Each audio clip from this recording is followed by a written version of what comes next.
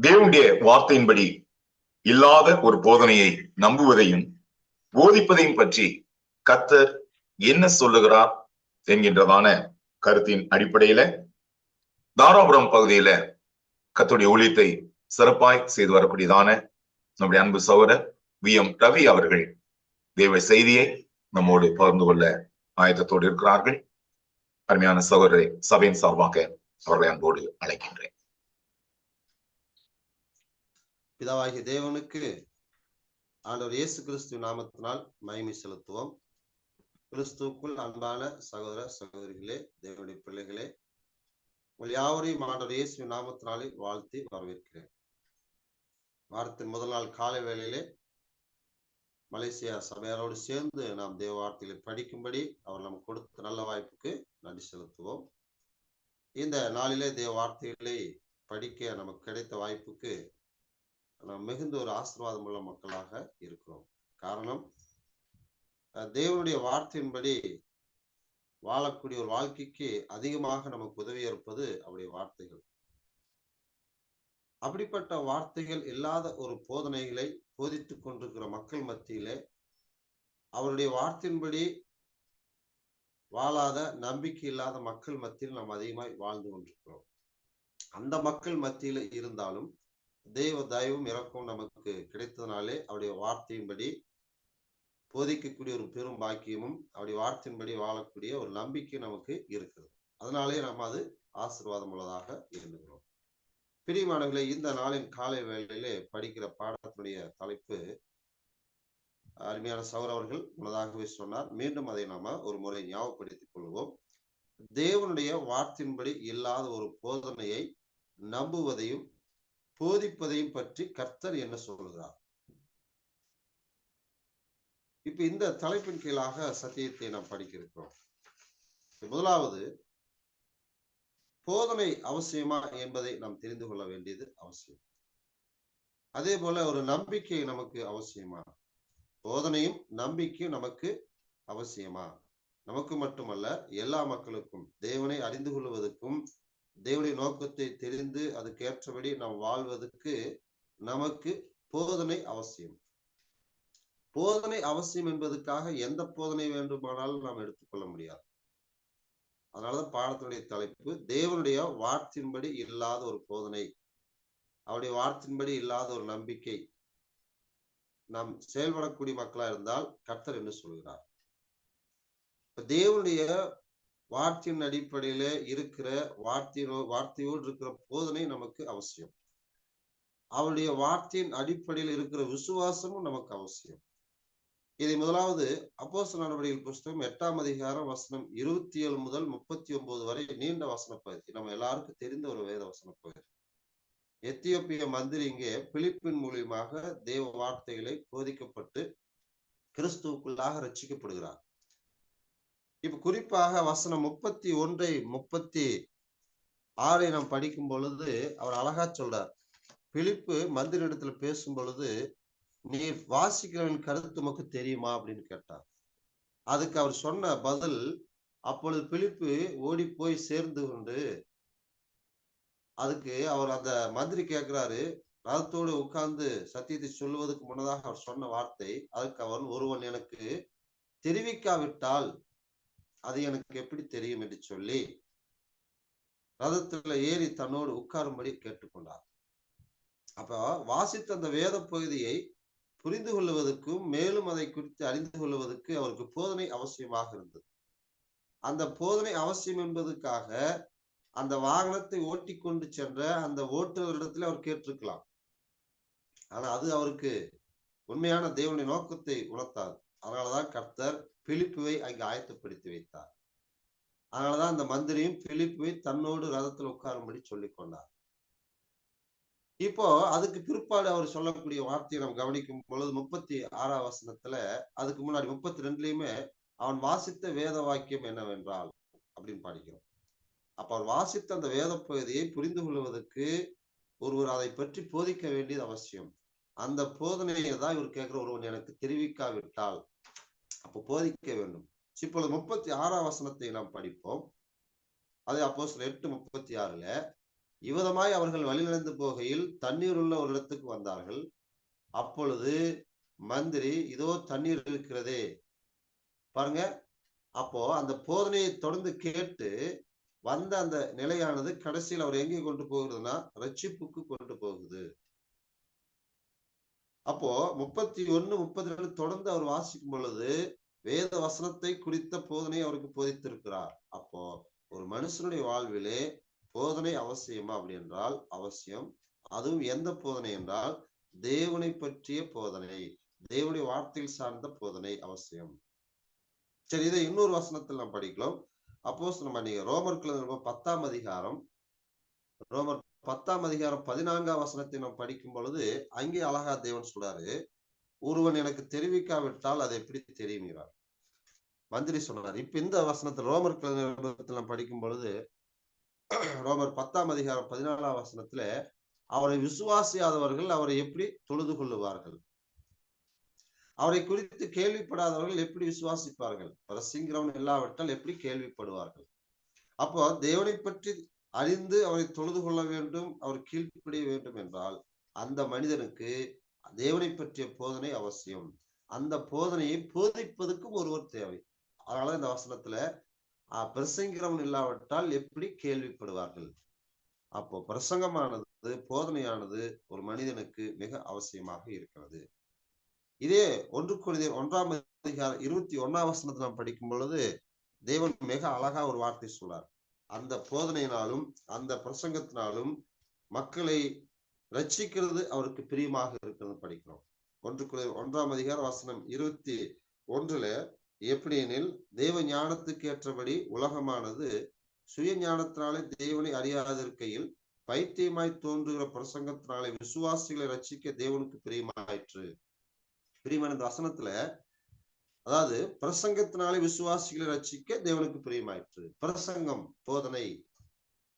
அப்ப தேவனை பற்றிய அந்த அறிவு, அவரை பற்றிய எதிர்பார்ப்பு, அவர் என்ன நோக்கத்தோடு இருக்கிறார், அவருக்கு நாம் எப்படி கீழ்ப்படிந்து மகிமைப்படுத்த வேண்டும் என்பதை நாம் அறிந்து கொள்வதற்கு அவரை பற்றிய அவருடைய வார்த்தைகள் அடங்கிய போதனை நமக்கு அவசியம். இதை 1 தீமோத்தேயு 2ஆம் அதிகாரத்துல பவுல் இன்னும் கூடுதலாக சொல்றார். அந்த மாதிரி ஒரு போதனை போதிப்பதற்காக தேவனால் அவர் நியமிக்கப்பட்ட நபராகவும் இருக்காருங்க. 1 தீமோத்தேயு 2ஆம் அதிகாரம் வசனம் 4 முதல் 7 வரைக்கும் நாம் படிக்கும் பொழுது, எல்லா மனுஷரும் ரட்சிக்கப்படவும் சத்தியத்தை அறிகிற அறிவை அடையவும் அவர் சித்தம் உள்ளவராக இருக்கிறார். தேவன் ஒருவரே, தேவனுக்கும் மனுஷருக்கும் மத்தியஸ்தரும் ஒருவரே. எல்லாரையும் மீட்கும் பொருளாக தம்மை ஒப்பு கொடுத்த மனுஷனாகிய கிறிஸ்து இயேசு அவரே. இதற்குரிய சாட்சி ஏற்ற காலங்களில் விளங்கி வருகிறது. இதற்காக நான் பிரசங்கியாகவும் அப்போஸ்தலனாகவும் பிரஜாதிகளுக்கு விசுவாசத்தையும் சத்தியத்தையும் விளங்கப்படுகிற போதகனாகவும் நியமிக்கப்பட்டிருக்கிறேன். நான் பொய் சொல்லாமல் கிறிஸ்துவுக்குள் உண்மையை சொல்லுகிறேன். பிரியமானவர்களே, பவுல் அழகா தேவனால் நியமிக்கப்பட்டதை எதுக்காக என்று சொல்கிறார். எல்லாரும் ரட்சிக்கப்பட வேண்டும். இப்ப எல்லாரும் ரட்சிக்கப்பட வேண்டும், தேவனுடைய நோக்கம் நிறைவேற, விருப்பு நிறைவேறுவதற்கு தேவன் அவருடைய வார்த்தைகளை கொடுக்கிறார். அந்த வார்த்தைகளை போதிக்கக்கூடிய ஒரு மனிதனையும் அவர் ஏற்படுத்துகிறார். அப்படி ஏற்படுத்தப்பட்ட அந்த மனிதன் தேவனுடைய வார்த்தையை போதிக்க வேண்டியது அவசியமாக இருக்கிறது. அப்போ ஒரு போதனை அவசியமானா அவசியம். எல்லா போதனைகளும் அவசியம் என்று சொல்ல முடியாது. தேவனை பற்றி நாம் அறிந்து கொள்வதற்கும் தேவனுடைய நோக்கத்தின் அடிப்படையில் எல்லாரும் ரட்சிக்கப்பட வேண்டும் என்பதற்கும் தேவனுடைய வார்த்தைகள் அடங்கிய போதனை அவசியம். இரண்டாவது பகுதி, தேவனுடைய வார்த்தைகள் அடங்கிய போதனையை போதிக்கிறோம். அந்த போதனை கேட்டு அதை அப்படியாக விசுவாசிக்கிறது ஒரு நம்பிக்கை அவசியமா அப்படின்னா அவசியம். மார்க் எழுதின சுவிசேஷ புஸ்தகம் 16ஆம் அதிகாரம் வசனம் 16 நமக்கு அதிகமாக தெரிந்த வசனம் தான். இயேசுவான் மரித்து உயிர்த்தெழுந்த பிற்பாடு அப்போஸ்தலருக்கு கொடுத்த கட்டளையிலே மிகப்பெரிய பிரதான கட்டளை என்று நாம் எல்லாரும் அதை அழைக்கிறோம். குறிப்பா வசனம் 16 விசுவாசம் உள்ளவனாகி ஞானஸ்தானம் பெற்றவன் ரட்சிக்கப்படுவான், விசுவாசியாதவன் ஆக்கினிக்குள்ளாக தீர்க்கப்படுவான். தேவனுடைய வார்த்தைகளை பிரசங்கம் பண்ண சொல்கிறார். 15ஆம் வசனத்துல நீங்கள் உலகமெங்கும் போய் சர்வ சிருஷ்டிக்கும் சுவிசேஷத்தை பிரசங்குங்கள். மார்க் 16:15. அப்ப சகல ஜனங்களுக்கு சத்தியம் சொல்லும்படி அந்த போதனைகளை பிரசங்கத்தை பண்ணும்படி அப்போஸ்தலருக்கு இயேசு கட்டளை கொடுத்து அனுப்புகிறார். அப்ப அவருடைய போதனை தேவனுடைய வார்த்தையின்படி இருக்க வேண்டும். இதே மத்திய 28:18 நம்ம படிக்கும்போது, நான் உங்களுக்கு கட்டளையிட்ட யாவையும் 20 வசனம் சொல்லுவார். அப்போ இயேசு கட்டளையிட்ட தேவன் கட்டளையிட்டு அந்த போதனை அவசியம். அதே தேவனுடைய கட்டளைகள் அடங்கி அந்த போதனை மட்டும் நாம் நம்ப வேண்டும். தேவனுடைய வார்த்தை இல்லாத ஒரு போதனையும் உண்டு, தேவனுடைய வார்த்தை இல்லாத ஒரு நம்பிக்கையும் உண்டு. ஆனா அந்த நம்பிக்கையில அந்த போதனையில தேவன் பிரியமா இருக்காரா, அல்லது அந்த போதனையிலும் அந்த நம்பிக்கையிலும் ஒரு ரட்சிக்கப்பட முடியும் என்றால் இல்லை. எனது வேதவசனம் அழகா சொல்லுது, சுவிசேஷத்தை பிரசங்குங்கள், அந்த சுவிசேஷ வசனத்தை யார் விசுவாசிக்கிறார்களோ, நம்பி ஏற்றுக்கொள்கிறார்களோ அவர்களுக்கு ரட்சிப்பு உண்டாகும். இதை எபிரேயர் 11ஆம் அதிகாரம் 6ஆம் வசனத்தில் படிக்கும் பொழுது தேவன் அழகா சொல்கிறாரு, விசுவாசம் இல்லாமல் தேவனுக்கு பிரியமாக இருப்பது கூடுமா என்றால் கூடாது. அப்ப தேவனை பற்றிய ஒரு நம்பிக்கை, விசுவாசம் நமக்கு வேண்டுமானால் தேவனுடைய வார்த்தையில் இருந்து வரக்கூடிய ஒரு போதனை நமக்கு அவசியம். ஆனால் விசுவாசம் கேள்வினாலே வரும், கேள்வி தேவனுடைய வசனத்தினால வரும். ரோமர் 10:17 நாம் படிக்கிறோம். ஆக பிரியமானவர்களே, முதல் பகுதியில நாம் படித்தது என்னன்னா, தேவனுடைய வார்த்தைகள் அடங்கிய ஒரு போதனை அவசியமா, தேவனுடைய வார்த்தைகள் அடங்கிய ஒரு விசுவாசம், ஒரு நம்பிக்கை அவசியமானா அவசியம். எந்த அளவுக்கு என்றால், தேவனுடைய நோக்கத்தை அறிந்து அவர் கீழ்ப்படிந்து நாம் ரட்சிக்கப்பட்டு பரிசுத்தமாக வாழ்வதற்கு அவருடைய போதனையும் அவருடைய வசனத்தின் அடிப்படையில் உள்ள நம்பிக்கை நமக்கு அவசியம். சரி, இப்ப இரண்டாவது, இப்படிப்பட்ட ஒரு போதனை போதித்துக் கொண்டிருக்கிறார்களா? அதான் நமக்கு இப்போ கேள்வி. போதனை அவசியம் என்பதற்காக எத்தனை பேர் போதிக்கிறார்கள்? நம்பிக்கை வேண்டும் என்றால் ஏதோ ஒரு நம்பிக்கை நமக்கு இருந்தா போது அப்படிங்கிற நம்பிக்கையில எத்தனை பேர் இருக்கிறாங்க? அந்த மாதிரி ஒரு போதனை போதிக்கக்கூடியவங்களாகவும் நம்பிக்கையுள்ளவங்களாக இருந்தா அதை பற்றி தேவன் என்ன சொல்றார்? அதாவது தேவனுடைய வார்த்தை இல்லாத ஒரு போதனையை போதிக்கக்கூடிய மக்களாக நாம் இருந்தால், தேவனுடைய வார்த்தை இது சொல்லவில்லை என்றாலும் நாம் இதை நம்பி வாழலாம் என்கிற நம்பிக்கையோடு இருந்தால் அதை பற்றி கர்த்தர் என்ன சொல்லுகிறார்? இதுதான் நமக்கு இன்றைக்கு பாடத்தினுடைய முக்கிய கருத்தாக இருக்கிறார். அப்படி என்றால் நாம் போதிக்கும் பொழுது எப்படிப்பட்ட ஒரு போதனை போதிக்க வேண்டும்? 1 பேதுரு 4ஆம் அதிகாரம் வசனம் 11 நாம் படிக்கும் பொழுது தேவன் அழகாக சொல்லுகிறார். ஒருவன் போதித்தால் எப்படி போதிக்க வேண்டும்? தேவனுடைய வேத வாக்கியங்கள் படி போதிக்க வேண்டுகிறார். 1 பேதுரு 4ஆம் அதிகாரம் வசனம் 11 ஒருவன் போதித்தால் தேவனுடைய வாக்கியங்கள் படி போதிக்க கடவன். ஒருவன் உதவி செய்தால் தேவன் தந்தருளும் பலத்தின்படி செய்ய கடவன். எல்லாவற்றிலேயும் இயேசு கிறிஸ்து மூலமாய் தேவன் மகிமைப்படும்படியே செய்வீர்களாக. அவருக்கே மகிமையும் வல்லமையும் சதா காலங்களிலும் உண்டாயிருப்பதாக. ஆமென். பிரியமானவர்களே, நாம் போதிக்க வேண்டும் என்று விரும்புகிறோம்.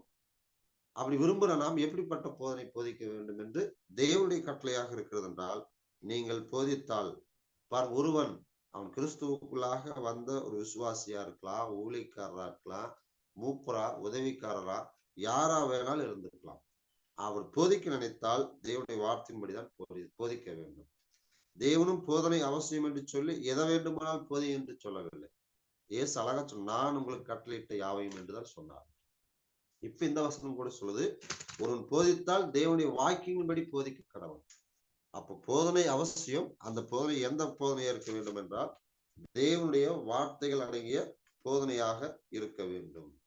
சரி, இரண்டாவது, நமக்கு நம்பிக்கை அவசியம். அது தேவன் மேல் நமக்கு நம்பிக்கை அவசியம். அந்த நம்பிக்கை தேவன் மேல் இருக்க வேண்டும் என்றால் நமக்கு எப்படிப்பட்ட போதனை வேண்டும்? 1 தீமோத்தேயு 6ஆம் அதிகாரம், நம்முடைய நம்பிக்கை யார் மீது வேணாலும் வைத்து வாழலாம்ங்கிறது இல்லை. நம்ம ஒவ்வொருவரையும் நம்புகிறோம். வேலை செய்யற இடத்துல வேலையை நம்புகிறோம், வேலை கொடுக்கிறோம் மனிதனை நம்புகிறோம், வீட்டுல குடியிருக்கும் பொழுது வீட்டை நம்ம நம்புகிறோம். இப்படி எந்த நம்பிக்கை வேணாலும் இருக்கலாம். ஆனா தேவனை மகிமைப்படுத்தக்கூடிய விஷயத்திலே அவருக்கு பிரியமான நம்பிக்கையானது நமக்கு எது ரொம்ப அவசியம்னா 1 தீமோத்தேயு 6ஆம் அதிகாரம் வசனம் 17 இவ்வுலகத்திலே ஐஸ்வர்யம் உள்ளவர்கள் இருமாப்பான சிந்தை உள்ளவர்களாக இல்லாமல் நிலையற்ற ஐஸ்வர்யத்தின் மேல் நம்பிக்கை வைக்காமலும் நாம் அனுபவிக்கிறதுக்கு சகலவித நன்மைகளையும் நமக்கு சம்பூர்ணமாய் கொடுக்கிற ஜீவனுள்ள தேவன் மேல் நம்பிக்கை வைக்கவும். நம்முடைய எல்லாருடைய நம்பிக்கை ஜீவனுள்ள தேவன் மேல் வைக்க வேண்டும். ஏன்னா அவர் தான் நமக்கு சகல நன்மைகளையும் ஆசீர்வாதங்களையும் கொடுக்கிறவர். அப்போ ஒரு போதனையை நாம் போதிக்க விரும்புகிறோம்னா எப்படிப்பட்ட போதனை? தேவனுடைய வார்த்தையின்படி நாம் போதிக்க வேண்டும். அதே போல நாம் நம்பிக்கையுள்ளவர்களாக வாழ வேண்டும் என்றால், அதாவது நம்பிக்கைக்குரிய பக்திக்குரிய விஷயத்தில் நமக்கு நம்பிக்கை வேண்டுமானால் அந்த நம்பிக்கை முதலாவது ஜீவனுள்ள தேவன் மேல் இருக்க வேண்டும். அப்படி ஜீவனுள்ள தேவன் மேல் நாம் நம்பிக்கை வைத்து வாழ வேண்டுமானால் அதுக்கு அவருடைய வேத வசனங்கள் அடங்கிய போதனைகள் நமக்கு அவசியம். ஏனென்றால் அந்த போதனைகள் மூலியமாகத்தான் நமக்கு விசுவாசம் வரும். ஏன்னா ரோமர் 10:17 நாம் அதை படிக்கின்றோம். ஆக பிரியமானவர்களே, இப்படிப்பட்ட போதனை போதிக்கக்கூடியவங்களாக நம்ம இருக்கிறோமா, இப்படிப்பட்ட ஒரு நம்பிக்கையுள்ளவங்களாக நாம் இருக்கிறோமாங்கிறத சோதித்து பார்க்க வேண்டும். சரி, இப்ப அடுத்தது மூன்றாவதாக, இன்றைக்கு அநேகர் போதிக்கிறோம் என்று சொல்லி எத்தனை பேர் அப்படி வார்த்தையின்படி போதிக்கிறார்கள் என்றால், ஒரு சிலர் போதிக்கிறார்கள், ஒரு சிலர் போதிக்கிறது ரெண்டுமே அது நடக்குது. சரி, தேவனுடைய வார்த்தையின்படி இல்லாத ஒரு போதனை போதிக்கக்கூடிய ஒரு நபராக, தேவனுடைய வார்த்தையின்படி இல்லாத ஒரு நம்பிக்கையுள்ள ஒரு நபராக ஒருவர் இருக்கிறார். சரி, அப்படிப்பட்டவர் என்ன போதனை போதிப்பாரு? அப்படி நம்பிக்கை எப்படி இருக்கு பாருங்க. தேவனுடைய வார்த்தைகளை போதிக்கிறேன் என்று சொல்லிக்கொண்டு இன்றைக்கு அநேகர் தங்கள் சுய விளக்கங்களை கொடுத்து கொண்டிருக்கிறார்கள். சுய விளக்க உரை அப்படின்னு புஸ்தகங்களே எழுதுகிறார்கள். விளக்க உரை புத்தகம். யாரையும் நாம் குற்றம் சொல்லுவது கிடையாது, நடக்கிறதையும் காண்கிறதை சொல்லுகிறோம். அடுத்தது கற்பனைகளை, எனக்கு இது தோன்றுகிறது, எனக்கு இந்த யோசனை வருது, யூகங்களை சொல்லக்கூடிய மக்களாக, இன்னும் இதை விட தாண்டி கதைகளை சொல்லக்கூடிய மக்களாக இருக்கார்கள். கேட்டால் இப்படி சொன்னாதான் மக்களுக்கு புரியும். நம்ம வசனத்தை அப்படியே சொல்லும் பொழுது அது அவங்களுக்கு புரியாது. அதனால அவங்களுக்கு புரியறதுக்கு எளிமையாக ஒரு கதை சொல்லி சொல்லுவோம். இப்படிப்பட்ட நிலையிலே மக்கள் இன்றைக்கு அநேகர் போதித்துக் கொண்டிருக்கிறார்கள். இப்படிப்பட்ட போதனைகளே நம்பக்கூடிய மக்களாம் இருக்காங்க. இதை பற்றி பரலோகத்தின் தேவன் ஆரம்பத்திலிருந்து ஒரு எச்சரிக்கை கொடுக்கிறார். குறிப்பாக எரேமியா புஸ்தகம் 14ஆம் அதிகார வசனம் 14ல, தேவனுடைய வார்த்தையை போதிக்காத மனிதர்கள் எப்படி போதிப்பார்கள் அல்லது எதை போதித்துக் கொண்டிருக்கிறார்கள் என்று படிக்கும் பொழுது, எரேமியா 14ஆம் அதிகார வசனம் 14ல, அப்பொழுது கர்த்தர் என்னை நோக்கி, தீர்க்கதரிசிகள் என் நாமத்தை கொண்டு பொய்யாய் தீர்க்கதரிசனம் சொல்லுகிறார்கள். நான் அவர்களை அனுப்பினதும் இல்லை, அவர்களுக்கு கற்பித்ததும் இல்லை, அவர்களோடு பேசினதும் இல்லை. அவர்கள் கள்ள தரிசனத்தையும் கள்ள சகுனத்தையும் இல்லாத விசேஷத்தையும் தங்கள் இருதயத்தின் கபடத்தையுமே உங்களுக்கு தீர்க்க தரிசனமாய் சொல்லுகிறார்கள். தேவனுடைய வார்த்தையின்படி இல்லாத ஒரு போதனை எப்படியெல்லாம் இருக்கு பாருங்க. சுய விளக்கம், கற்பனை, யூகங்கள், கதைகள், சொந்த தரிசனம், இல்லாத ஒன்றை, சகுனத்தை, கபடத்தை, இவைகளைத்தான் சொல்லுவார்கள் என்று கர்த்தர் சொல்லுகிறார். அப்ப தேவனுடைய வார்த்தையின்படி இல்லாத ஒரு போதனை நம்ம போதிக்க ஆரம்பிக்கிறோம்னா, அப்ப அந்த நேரத்துல இந்த வசனத்தை நம்முடைய மனதில கொண்டு வந்து வைக்க வேண்டும். வார்த்தையின்படி போதனை இல்லைன்னா அப்ப எல்லாமே தேவனுடைய வார்த்தைக்கு எதிராகத்தான் இருக்கும். அவர் நம்ம கற்றுக் கொடுக்கவில்லை. அழகா சொல்றார், நான் அவர்களை அனுப்பல. அப்போஸ்தலர் இயேசு அனுப்பினார். அவங்க போய் அவருடைய வார்த்தையில பிரசங்கித்தார். அவர்களுக்கு அவர் கற்றுக் கொடுத்தார். பவுலுக்கு தரிசனமாய் பேசினார். ஆரம்ப காலத்துல தேவதூதர்களை கொண்டு தேவன் அவருடைய பிள்ளைகளிடத்துல பேசினார். தரிசனத்துல அவருடைய வார்த்தைகளை கொடுத்தார். ஆனா இது எதையுமே சொல்லாமல் இப்பொழுது இவை எல்லாம் எங்களுக்கு நடக்கிறது என்று சொல்லிக்கொண்டு அநேகர் போதிக்கிற போதனைகள் அவருடைய வார்த்தையின்படி இல்லை. அடுத்து இந்த தேவனுடைய வார்த்தையின்படி இல்லாத ஒரு போதனை எப்படி இருக்குன்னு சொல்றாரு. எனவே 23ஆம் அதிகாரம் 16ஆம் வசனத்தை நாம் படிக்கும் பொழுது, உங்களுக்கு தீர்க்கதரிசனம் சொல்லுகிற தீர்க்கதரிசிகளின் வார்த்தைகளை கேளாதீர்கள், அவர்கள் உங்களை வீண் பெருமை கொள்ளும்படி செய்கிறார்கள், கர்த்தருடைய வாக்கை அல்ல தாங்கள் யூகித்த தரிசனத்தை சொல்லுகிறார்கள் என்று சேனைகளின் கர்த்தர் சொல்லுகிறார். பிரியமானவர்களே, இந்த வசனத்துல அவர்கள் எப்படி பேசுகிறார்கள்? கர்த்தருடைய வாக்கை அல்ல. தேவனுடைய வார்த்தையின்படி இல்லாத ஒரு போதனை போதிக்கிற ஒரு மனிதன் யாருடைய வார்த்தை போதிக்கிறான்னா, அவர்கள் யூகித்த தரிசனத்தை, யூகித்த யோசனைகளை, யூகித்த வார்த்தைகளை பேசுகிறார்கள். அப்போ தேவன் இதுக்கு முன்னாடி ஒருவன் போதித்தால் தேவனுடைய வார்த்தையின்படி போதிக்க கடவனார். ஆனா இன்றைக்கு நான் தேவனுடைய வார்த்தை போதிக்கிறேன் என்று சொல்லிக்கொண்டு அநேகர் போதிக்கிற போதனைகள் இப்படியும் இருக்கு, வாய்ப்புண்டு. சரி, இப்படிப்பட்ட ஒரு போதனைகளை ஒருவேளை ஒருவர் போதித்து இந்த போதனையில் நம்பிக்கொண்டு இருக்கிறார்னா அவரை பற்றி கர்த்தர் என்ன சொல்கிறாரு? அழகா தெளிவா சொல்றார். வாசித்த அந்த வேத பகுதியில நாளில் காலை வேளையில படித்த அந்த வேத பகுதியில நீதிமொழிகள் 30ஆம் அதிகாரம் வசனம் 6 நாம் படிக்கும் பொழுது, அவருடைய வார்த்தைகளோடு ஒன்றை கூட்டுகிறோம், ஒன்றை குறைத்து பேசுகிறோம். அப்படி வார்த்தைப்படி இல்லாத போதனைகள் என்னங்கிறது அழகா மிக தெளிவா முன்னதாக சொல்லிட்டார். சரி, அதை சொன்னாலும் மக்களுக்கு இது புரியுது, அது அவங்களுக்கு பிரியமா இருக்குது என்று நாம் தொடர்ந்து அதுக்கு ரொம்ப பிரியத்தோடு பேசுகிறோம். ஆனா தேவன் அதை பற்றி என்ன சொல்றாரு? நீ என்னுடைய வார்த்தைகளோடு ஒன்றை கூட்டிக் கொண்டாய், என்னுடைய வார்த்தையிலிருந்து ஒன்றை நீ குறைத்து விட்டாய். சரி, கூட்டினாலும் குறைத்தினாலும் என்ன அப்படின்னு நினைக்கலாம். அடுத்த வார்த்தை நாம் படிக்கும் பொழுது அவன் எப்படிப்பட்டவன் என்று சொல்றார் பாருங்கள். நீதிமொழிகள் 30:6 அவருடைய வசனங்களோடு ஒன்றையும் கூட்டாதே, கூட்டினால் அவர் உன்னை கடிந்து கொள்ளுவார், நீ பொய்யனாவாய். வேத வசனத்தின்படி இல்லாத ஒரு போதனை போதிக்கும் பொழுது, வேத வசனத்தின்படி இல்லாத ஒரு நம்பிக்கையை நம்ம நம்பிக்கொண்டிருக்கும் பொழுது, நம்மளை பற்றி அவர் என்ன சொல்றார் என்றால், நீ பொய்யன், பொய் போதகத்தை நீ போதிக்கிறாய், பொய்களை நீ நம்புகிறாய். தேவன் சிருஷ்டி என்பதை ஏற்றுக்கொள்ளாத அந்த மனிதனை தேவன் பொய்களை விசுவாசிக்க கொடிய வஞ்சகத்தை அனுப்புவதாக சொல்லியிருக்கார். தெசலோனிக்கெல்லாம் படிக்கும். அப்ப தேவனை ஏற்றுக்கொள்ள வேண்டும், அவர் கீழ்ப்படிய வேண்டிய அந்த இருதயம் இல்லாத ஒரு மனிதன் அவன் நம்புவதெல்லாம் பொய் தான். தேவனுடைய வார்த்தையின்படி இல்லாத ஒரு போதனை போதிக்கிற ஒரு மனுஷன் பொய்களை பேசுவான். பொய்களை பேசுகிறவர் என்ன செய்வார்கள்? சொந்தத்திலிருந்து தான் எடுத்து பேசுவான். சொந்தத்திலிருந்து எடுத்து பேசுகிறவன் யாரு? நமக்கு அழகா தெரியும். யோவான் 8:44 பொய் பேசுகிறவனும் சொந்தத்திலிருந்து எடுத்து பேசுகிறவனும் சத்தியம் பேசாத ஒரு மனுஷன் யாருன்னா அவன் பிசாசின் மனிதன், பிசாசின் மகன் என்று சொல்றார். அந்த வசனம் படிக்கும் பொழுது, நீங்கள் உங்கள் பிதாவாகிய பிசாசினால் உண்டானவர்கள், உங்கள் பிதாவுடைய இச்சையின்படி செய்ய மனதாயிருக்கிறீர்கள். அவன் ஆதி முதற்கொண்டு மனுஷ கொலைப்பாதனா இருக்கிறான். சத்தியம் அவனிடத்தில் இல்லாதபடியால் அவன் சத்தியத்தில் நிலை நிற்கவில்லை.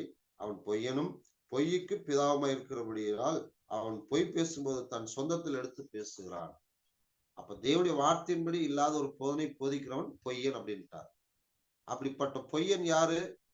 முதல்ல இந்த உலகத்துல பொய்யை கொண்டு வந்தவன் பிசாசினுடைய இருதயத்திலிருந்து வரக்கூடிய வார்த்தை தான் பொய். அழகா சொல்ல, நீங்கள் பிசாசின் பிள்ளைகள். பொய் பேசுவது சாதாரண சொல்றோம். ஆனா தேவன் சொல்றாரு, நீ பொய் பேசும் பொழுது நீ பிசாசின் பிள்ளையா இருக்கிறாய். பிசாசினால் உண்டான மனிதன்கிறார். பிசாசு யாரையும் நேரடியாக உண்டாக்கவில்லை. அந்த பொய், அந்த வார்த்தை, அந்த குணம் நம்ம இடத்துல இருந்ததுன்னா அது பிசாசிட்ட இருந்து வருகிறது. தேவன் பொய் சொல்லாத தேவன், பொய்யுறியாத தேவன். ஆக பிரியமானவர்களே, வசனங்களை ஒன்று கூட்டி அல்லது ஒன்று குறைத்து நம்ம போதிக்கக்கூடியவங்களா, அந்த போதனையை நம்பக்கூடியவங்களா இருந்தா நாம் பொய் போதகம் பண்ணுகிறோம், பொய்யை நம்புகிறோம். அந்த பொய் எங்கிருந்து வருதுன்னா பிசாசு இடத்திலிருந்து வருது. பிசாசு இடத்திலிருந்து வரக்கூடிய இந்த பொய்யை நாம் நம்பலாமா? பிசாசிட்ட இருந்து வரக்கூடிய இந்த போதனை போதிக்கலாமான்னா ஐயோ அதை நம்ம போதிக்க கூடாது, அப்படிப்பட்ட போதனையை நம்ம நம்பக்கூடாதுன்னு எல்லோரும் சொல்லுவோம். ஆனா ஒரு வகையில அறியாமலே தெரியாமலே தேவனுடைய வார்த்தையின்படி இல்லாத ஒரு போதனை நாம் போதிக்கும் பொழுது ஒரு வகையில் நாம் பிசாசின் போதனைத்தான் போதித்துக் கொண்டிருக்கிறோம். பிசாசின் போதனைத்தான் நாம் நம்பிக்கொண்டிருக்கிறோம். ஆனா தேவன் எச்சரிப்பு கொடுக்காரு, சத்தியத்தின்படி இல்லாத ஒரு போதனையை போதிக்கிறவன், அதை நம்புகிறவன் நீ பொய் போதகன், பொய்யை நம்புகிறவனுங்கிறார். அது பிசாசினிடமிருந்து வருகிறது என்கிறார். ஏன்னா அவன் பொய் பேசும்போது தன் சொந்தத்தில் எடுத்து பேசுகிறான். அவன் சத்தியம் அவனிடத்தில் இல்லை. அப்படியே அந்த சத்தியத்துல அவன் நிலைத்து நிற்கிறானா? அதுவும் இல்லை. சத்தியம் அவனிடத்தில் இல்லை, சத்தியத்தில் அவன் நிலை நிற்கவில்லைங்கிறான். அப்ப பொய் போதகம் நம்ம பேசக்கூடியவங்களா, பொதிக்கக்கூடியவங்களா இருந்தா நாம என்ன செய்யணுங்கிறாரு? அதை நீ விட்டு வெளியே வாங்கிறார். சின்ன அடுத்ததாக இப்படி பொய் பேசி பொய் போதகத்தை போதிக்கிற பிசாசுக்கு தேவன் எதை ஆயத்தப்படுத்திருக்காரு? பொய் பேசினா இப்ப நம்ம தப்பிக்கலாம், பொய் பேசினா நிறைய சம்பாதிக்கலாம், பொய் பேசினா அதிகமான எண்ணிக்கையில பெரிய கூட்டத்தை நம்ம சம்பாதிச்சிடலாம்.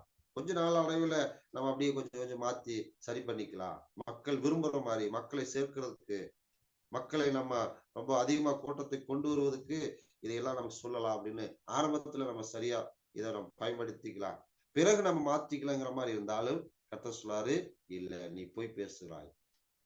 பொய் பேசி ஒரு கூட்டத்தை சேர்க்கும்படி மக்களை கொண்டு வரும்படி தேவன் சொல்லுவது கிடையாது.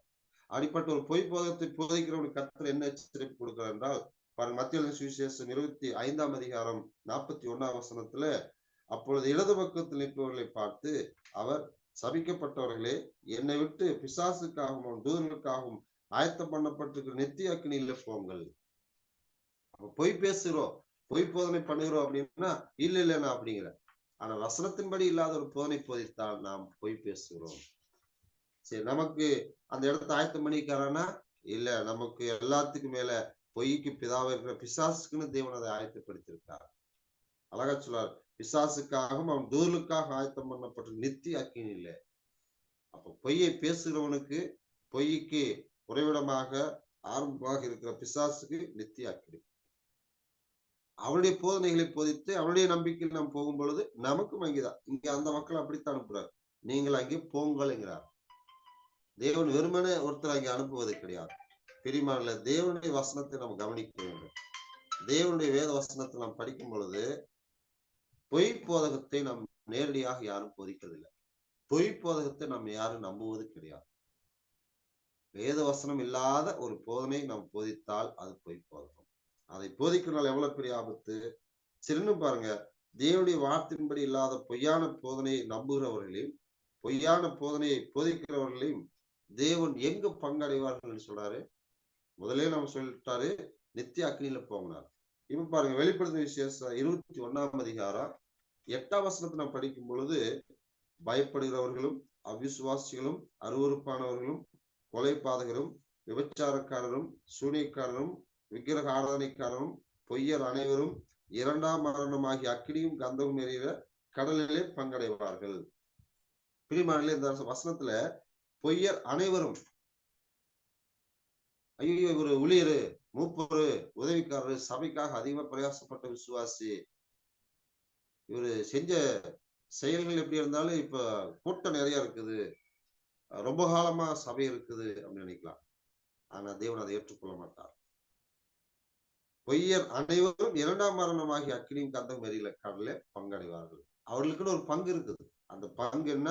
2ஆம் மரணமாகிய அக்கினியும் கந்தகம் எறிகிற கடல். முதல்ல அக்னி கடல்ல போங்கினாரு. இப்போ உங்களுக்கு மரணம் அக்கினியும் கந்தகம் இருக்கிற இடத்துக்கு 2ஆம் மரணத்துக்கு பங்கு இருக்குது.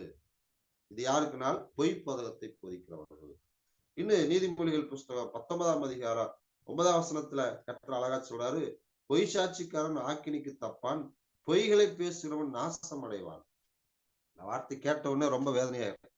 வார்த்தை நாசமாய் போவது, நோடு கூட பணமும் நாசமாய் போவதுன்னு கர்த்தருடைய வார்த்தை சொல்லுது. ஆனா ஒருத்தரை பார்த்து நாசமா போயிடுவா அப்படின்னா போச்சு, அவ்வளவுதான், சண்டை பெருசாயிடும். ஆனா இங்க வேதவாசனம் அழகா சொல்லுது, அவன் நாசம் அடைவான்னா முற்றிலும் அவன் எது இல்லாமல் போய்விடுவான். எல்லாரையும் சொல்ல, பொய்யை பேசுகிறவன், நேரடியா போய் பேசினாலும் சரி, விளையாட்டுக்கு போய் பேசினாலும் சரி, வேத வசனம் இல்லாத ஒரு போதனை போதிக்கிற அந்த பொய்யானாலும் சரி, எந்த பொய்யானாலும் தேவன் விடுவது கிடையாது. திரும்ப அந்த பொய் போதகத்தை போதிக்கிற நம்புற மக்களுடைய நிலைமை என்ன பாருங்க. வெளிப்படுத்தும் விசேஷம் 22ஆம் அதிகாரம் வசனம் 15ல, நாய்களும் சூனியக்காரரும் விபச்சாரக்காரரும் கொலைபாதகரும் விக்கிரக ஆராதனைக்காரரும் பொய்யை விரும்பி அதன்படி செய்கிற யாவரும் புறம்பே இருப்பார்கள். புறம்பே அக்கிரம செய்கிறக்காரர்கள் என்னை விட்டு அகன்று போங்கள். அந்த கல்யாண வீட்டுக்குள்ள மணவாளன் உள்ள பிரவேசித்தாரு. மற்ற புத்தி இல்லாத 5 பேர் வந்தபோது, நீங்கள் யாரு எனக்கு தெரியாது, அகன்று போங்கள்னார்.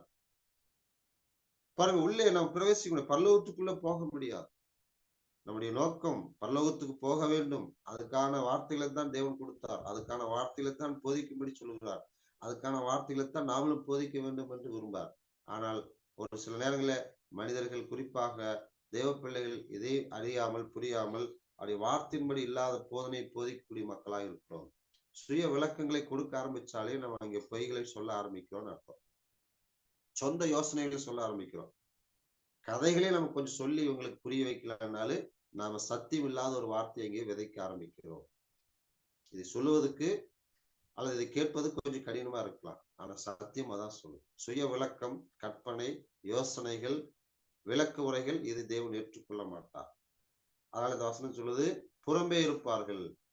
அடுத்தது பாருங்க, சங்கீதம் 101 வசனம் 7ல, கபடு செய்கிறவன் என்னுடைய வீட்டுக்குள் இருப்பதில்லை, பொய் சொல்லுகிறவன் என்னுடைய கண்முன் நிலை நிற்பதில்லை. இயேசுவுக்கு முன்னாடி நம்ம எல்லாரும் நிக்கலாம். நியாயத்தீர்ப்பு நாள்ல அப்படி சிங்காசனத்துக்கு முன்னாக எல்லாரும் நிற்பார்கள். அவரை குத்தினவர்களும் அவரை கொலை செய்தவர்களும் எல்லாரும் அவருக்கு முன்னாக நிக்கலாம். ஆனா பரலோகத்துல போய் தேவனை பார்ப்பார்கள் என்றால் பார்க்க முடியாது. பரிசுத்தம் இல்லாமல் அவரை தரிசிக்க முடியாது.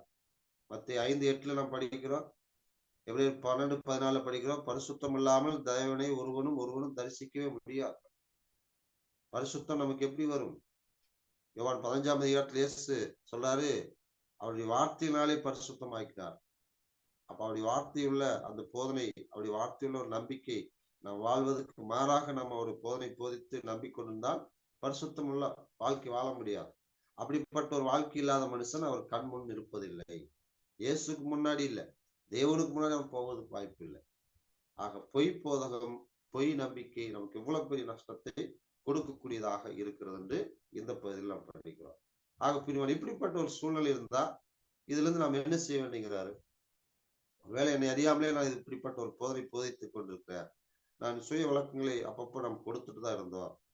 கதைகளையும் கூட நான் சொல்லுவேன் அப்படிங்கிற மாதிரி இருந்தா, கர்த்தர் எங்கேயாவது ஒரு இடத்துல கதை சொன்னாரா? சுய விளக்கங்களை சொல்லியிருக்காரா? உவமைகளை சொன்னாரே, அதனால நாம சொல்லலாங்களா? அதே உவமையை எடுத்து அப்படியே சொல்லிட்டு போலாமே. அதை விட நம்ம என்ன எடுத்து புதுசா சொல்றோம்? ஏன்னா அவர் சொல்லிட்டு ஒருவன் போதித்தால் வேத வாக்கியங்களின்படி போதினார். அவர் என்ன வேத வாக்கியங்களை தேவன் நமக்கு கொடுத்திருக்காரோ அதை எடுத்து அப்படியே போதிங்க. அப்படியே போதிச்சு அவங்களுக்கு புரியாதே, நாம என்ன செய்யலாங்களா? புரியும் புரியாதுங்கிறது அது நம்ம யோசனை இல்லை. புரிந்து கொள்ளுதலை தருவது கர்த்தருடைய செயல். ஆக நாம போதிப்பது அப்படி வார்த்தையின்படி. அதனால அந்த நிலைக்கு நம்ம போக வேண்டும். ஒருவேளை தவறான ஒரு போதனை போதிக்கக்கூடிய மக்களா இருந்தா கர்த்தர் என்ன சொல்றாரு? அதை நீ மாற்றிக்கொள். எரேமியா புஸ்தகம் 23ஆம் அதிகாரம் வசனம் 35, 37 நாம் படிக்கும் பொழுது நம்ம என்ன செய்யணுங்கிறார் பாருங்க. கர்த்தர் என்ன மறு உத்தரவு கொடுத்தார், கர்த்தர் என்ன சொன்னார் என்று நீங்கள் அவரவர் தங்கள் அயலானையும் அவரவர் தங்கள் சகோதரனையும் கேட்பீர்களாக. அப்போ ஒரு போதனை போதிக்கும் பொழுது நாம் என்ன போதிக்கிறோம்? நாம் கர்த்தரிடத்துல கேட்டு கற்று போதிக்க வேண்டும். கர்த்தருடைய வார்த்தையில கேட்கிற மக்கள், நீங்கள் சொல்லுவது கர்த்தர் சொன்னாரா, அப்படி வார்த்தை இது சொல்லுகிறதா, இதை நம்ம கேட்க வேண்டும். அப்படி கேட்கும் பொழுது நாம் எல்லாருமே எப்படி மாறிவோம்? நம்ம போதித்தால் சரியா போதிக்க வேண்டும். மத்திய 5:37 உள்ளதை உள்ளதென்றும் இல்லதை இல்லதென்றும் சொல்லுங்கள், இதுக்கு மிஞ்சினது தீமையினால் உண்டாயிருக்கும். அப்ப நம்ம சத்தியத்தை போதிக்கும் பொழுது தேவன் சொன்ன வார்த்தையின்படி போதிக்க வேண்டும். மிகாயா தீர்க்கதரிசி சொல்லுவார் ஆகாப் ராஜாவிட்ட, கர்த்தர் எனக்கு என்ன சொன்னாரோ அதை தான் நான் சொல்லுவேன். எல்லாரும் அது ராஜாவுக்கு ஒத்து மாதிரி பேசுறாங்க, நீ அதே மாதிரி பேசுன்னு அந்த ஆகாப்பினுடைய மனிதன் போய் கேட்பார். அப்ப அவர் சொல்லுவாரு 1 ராஜாக்கள் 22:14, அதுக்கு மிகாயா, கர்த்தர் என்னிடம் சொல்லுவதையே சொல்லுவேன் என்று கர்த்தருடைய ஜீவனை கொண்டு சொல்லுகிறேன் என்றார். அப்ப கர்த்தர் என்ன சொன்னாரோ அதைத்தான் நம்ம சொல்ல வேண்டும். அப்படிப்பட்ட நிலையில் இருந்தால் மக்களும் என்ன சொல்லுவார்கள்? கர்த்தர் என்ன சொன்னார் அதை சொல்லுங்க. நாமளும் கர்த்தர் என்ன சொன்னாரோ அதைத்தான் சொல்லுவேன்னு போதிக்கிறோம். மக்களும் கர்த்தர் என்ன சொன்னாரு அதைவே சொல்லுங்கன்னா அப்ப 2 பக்கம் பிரச்சனை இல்லை. போதனை 2 பக்கம் சரியா வந்துரு, நம்பிக்கையும் 2 பக்கம் சரியா வந்துரு. இப்ப 2 இடத்துல சரியா வரும் பொழுது பெரிய ஆசீர்வாதம் வரும். கர்த்தர் அதை தான் சொல்றாரு பாருங்க. இதுக்கான சில வசனங்களை படித்து முடிக்கும் பொழுது கர்த்தருடைய போதனையை நம்ம நம்பும் பொழுது நமக்கு பெரிய ஒரு ஆசீர்வாதமா இருக்குது பாருங்க. 1 தீமோத்தேயு 6ஆம் அதிகாரம் வசனம் 20, 21 நாம் படிக்கும் பொழுது தீமோத்தேயு சொல்லி முடிக்கிறாரு. ஓ தீமோத்தேயுவே, உன்னிடத்தில் ஒப்புவிக்கப்பட்டதை நீ காத்துக்கொண்டு சீர்கேடான வீண் பேச்சுகளுக்கும் ஞானம் என்று பொய்யாய் பேர் பெற்றுக்கிற கொள்கையின் விபரீதங்களுக்கு விலகு. சிலர் அதை பாராட்டி விசுவாசத்தை விட்டு வழியில் போனார்கள். கிருபையானது உன்னோடு கூட இருப்பதாக. ஆமேன். இந்த வசனம் பாருங்க, அழகா சொல்லுது. பொய்யாய் பேர் பெற்றுக்கிற கொள்கையின் விபரீதங்கள் அப்படி மட்டும் சொல்ல முடியும். ஞானம் என்று பொய் பேசும்போது சில மக்கள் ஞானமா பேசுவதாக தெரியும். பொய் பேசுவதற்கு சில ஞானம் வேணுங்கிறாங்க. எல்லாரும் போய் பேச முடியாது, எல்லா இடத்துலயும் போய் சொல்ல முடியாது. இடத்துக்கு அப்படியே சூட்டபிள் ஆகணும், சரியா பேசணும் அப்படின்னா பாருங்க. கர்த்தர் சொல்ல ஞானம் என்று பொய்யாய் பேர் பெற்றிருக்கிற. அப்போ அந்த பொய் வார்த்தைகள் கூட நமக்கு ஞானமா தோன்றும். அதனாலதான் நீதிமொழி 16:2 சொல்றாரு, உன் பார்வைக்கு அது ஞானமா இருக்கு, உன் பார்வைக்கு அது சுத்தமா இருக்கு, கடைசியில பார்த்தா அது மரணத்துல கொண்டு போய் முடிக்கிறார். அப்ப தேவனுடைய வார்த்தையின்படி இல்லாத ஒரு போதனை நாம் போதிக்கும் பொழுது அந்த தேவன் விரும்புகிற நோக்கத்தை நாம் அறிந்து கொள்ள முடியாது. தேவனுடைய வார்த்தையின்படி இல்லாத ஒரு போதனை கேட்கும் பொழுது நமக்கு அந்த நம்பிக்கை சரியா வராது. ஏன்னா விசுவாசியாதவன் ஆக்கினைக்குள்ளாக தீர்க்கப்படுவான். அப்ப தேவனுடைய வேத வசனம் அழகா சொல்லுது. அப்படி வழியை விட்டு நம்ம வழி விலகி போவதற்கு நமக்கு நம்ம அப்படி வார்த்தை இல்லாத ஒரு போதனை போதிக்கிறோம். நாம் மட்டுமல்ல, நாம் போதிக்கப்படுகிற அந்த மக்களையும் கொண்டு போகிறோம். ஆனால் பிரியமானவர்களே, தேவனுடைய வார்த்தையின்படி இல்லாத ஒரு போதனையை நம்ம நேரடியாக யாரும் போதிக்கிறது இல்லை. சுய விளக்கங்களையும் கற்பனைகளையும் சொந்த யோசனைகளையும் அடுத்ததாக கதைகளை நாம் சொல்ல ஆரம்பிக்கும் பொழுது நாம் சத்தியத்தை சொல்லாத மக்களாக மாறிவிடுகிறோம். அப்படிப்பட்ட மக்களாக நாம் இல்லாமல் எப்படிப்பட்டவர்களாக நாம் இருக்கணும்னு ஒரு வசனத்தை நாம் படித்து நாம் நிறைவு செய்வோம். 1 தீமோத்தேயு 4ஆம் அதிகார வசனம் 13, 14 நாம் படிக்கும் பொழுது, நான் வரும் அளவும் வாசிக்கிறதிலும் புத்தி சொல்லுகிறதிலும் உபதேசிக்கிறதிலும் ஜாக்கிரதையாரு, உன்னை குறித்தும் உபதேசத்தை குறித்தும் எச்சரிக்கையாரு, இவைகளில் நிலை கொண்டு இப்படி செய்வாயானால் உன்னையும் உன் உபதேசத்தை கேட்பவன் ரட்சித்துக் கொள்வாய். அப்ப நம்ம ரட்சித்துக் கொள்ள வேண்டும். எல்லா மனுஷரும் ரட்சிக்கப்பட வேண்டும் என்பது தேவனுடைய நோக்கம். அதுக்காக அவர் அவருடைய வேத வசனங்களை கொடுக்கிறார். அதுக்காக இயேசு நான் சொன்ன கட்டளைகளை அவர்களுக்கு போதிங்களா, அதே கட்டளைகளை கேட்டு சுவாசித்து வாழ்ந்தால் அவன் தேவனுக்கு பிரியமா இருப்பான். அப்ப நாமும் நம்முடைய வாழ்க்கையிலும் கூட தேவனுடைய வார்த்தையின் அடிப்படையில் உள்ள போதனைகளை போதிப்போம். அந்த வார்த்தைகள் அடங்கிய சத்தியங்களை கேட்டு விசுவாசித்து தேவன் கொடுக்கிற அந்த ரட்சிப்பையும் நித்தியமான ஆசீர்வாதங்களை நம்ம பெற்றுக்கொள்வோம். அதுக்கு மாறான ஒரு போதனை போதிக்காத அளவுக்கு, நம்பிக்கை கொள்ளாத அளவுக்கு பரலோகத்தின் தேவன் நம்மளை காப்பாற்றுவாராக. போதிக்கிற நாம் கர்த்தர் என்ன சொன்னார் அதை நாம் போதிப்போம். கேட்கிறவர்கள் கர்த்தர் என்ன சொன்னார் அதை நாம் கேட்போம். இந்த நிலையில நாமும் விசுவாசிலும் இருந்தால் தேவனுடைய நோக்கம் நிறைவேறும்படி நாம நம்முடைய வாழ்க்கையில் வாழலாம், பிறரையும் நாம் கொண்டு வரலாம். அப்படிப்பட்ட நிலைமையில் நம்மளை கொண்டு செல்ல தேவன் நமக்கு உதவி செய்வாராக. உடைய கவனத்தை நன்றி சொல்லி இந்த வாய்ப்பை தந்த புலாலம்பூர் சபையாளர்களுக்கு நன்றி சொல்லி முடிக்கிறேன். தேவனுடைய பெரிதான கிருபையினாலே மிகவும் அருமையான ஒரு செய்தி. தேவனுடைய வார்த்தையின்படி நம்புவதும் போதிப்பதும் இல்லைன்னா பொய்யர்கள். தேவனுடைய வார்த்தையை போதித்து அதன்படி நடக்கல அப்படின்னாலும் நாம் பொய்யர்களாய் இருப்போம். தேவனுடைய வார்த்தையின்படி நாம் கேட்டு அதன்படி நடக்கவில்லை என்றாலும் நாம் பொய்யர்கள். தேவனுடைய வார்த்தையின்படி போதிக்கல அப்படின்னாலும் நாம் பொய்யர்கள். கண்டிப்பா இந்த 3 விதமான மக்களுக்கும் நரகம், 2ஆம் மரணமாகிய அக்னியும் கந்தகம் எறிகிற கடலிலே பங்கடைவார்கள் என்பது நிச்சயம். எனவே நாம் கேட்கின்ற காரியங்கள் கர்த்தருடைய வார்த்தையின்படியாய் நாம் கேட்போம், கர்த்தருடைய வார்த்தையின்படியாய் நாம் போதிப்போம், கர்த்தருடைய வார்த்தையின்படி நடந்து தேவனை மகிமைப்படுத்தும்படி தேவன் உங்களை என்னையும் பலப்படுத்துவாராக. சிந்தித்து செயல்படும்படியாய் கர்த்தருடைய வாக்கியங்களை நம்மோடு பகிர்ந்து கொண்ட தேவதாசரை தேவன் தாமே அபிரிதமாய் ஆசீர்வதிப்பாராக. அவருடைய ஊழியங்களுக்காக, குடும்பத்திற்காக, அவருடைய சுகன் நலனுக்காக உங்களுடைய தனிப்பட்ட ஜெபங்களிலும் குடும்ப ஜெபங்களுக்குமாய் ஜெபித்துக் கொள்ளும்படி உங்கள் யாவரையும் அன்போடு கேட்டுக்கொள்கின்றேன்.